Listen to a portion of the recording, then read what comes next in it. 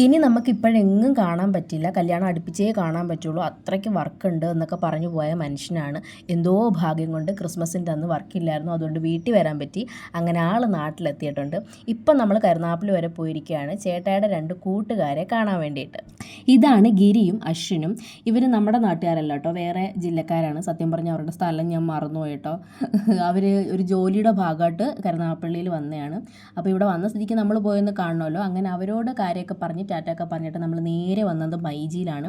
Christmas ആയതുകൊണ്ട് തന്നെ അവിടെ എല്ലാം അലങ്കരിച്ച് വെച്ചിട്ടുണ്ടായിരുന്നു. തുമ്പിക്ക് നമ്മളൊരു ഫോൺ എടുക്കാൻ വേണ്ടി വന്നതാണ്. ആ റെഡ് ഷർട്ട് ഇട്ട ചേട്ടനാണ് നമ്മുടെ എല്ലാ കാര്യങ്ങളും ചെയ്തു തന്നത്. തുമ്പിയുടെ ഫോൺ വാങ്ങിച്ചിട്ട് ഇപ്പോൾ ഒരു 5 വർഷം കഴിയുന്നു. ഇപ്പം അതിൻ്റെ അവസ്ഥയെന്ന് പറഞ്ഞു കഴിഞ്ഞാൽ സൗണ്ടില്ല, വോയിസ് കേൾക്കാനോ റീല് കാണാനോ വോയിസ് അയക്കാനോ അങ്ങനെയൊന്നും പറ്റാത്തൊരവസ്ഥയാണ്. ഇപ്പോൾ അവളൊരു ട്രെയിനിങ് ചെയ്യുന്നുണ്ട്, അതിന് അത്യാവശ്യമായിട്ടും ഫോണും വേണം.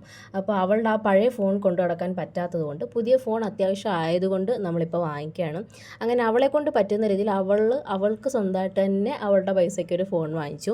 കറങ്ങുന്ന കസേര കണ്ടാൽ ഒന്ന് കറങ്ങണമല്ലോ, അങ്ങനെ ഞാനും കറങ്ങി. ഫോണൊക്കെ വാങ്ങിച്ചിട്ട് ഇറങ്ങിയപ്പോഴത്തേനും സന്ധ്യയായി. കിച്ചുമയും തുമ്പിയും കൂടെ ബസ്സിൽ വീട്ടിലോട്ട് പോയി. പിന്നെ ഞാനും കുട്ടിയും സൂര്യ ചേച്ചിയും തുമ്പിയും കിച്ചുമയും കൂടെ ക്രിസ്മസ് ഫ്രണ്ടിനെ തിരഞ്ഞെടുത്തായിരുന്നു. അപ്പോൾ എൻ്റെ ഫ്രണ്ടിനുള്ള ഗിഫ്റ്റും വാങ്ങിച്ചുകൊണ്ട് ഞാനും നേരെ വീട്ടിലോട്ട് പോയി.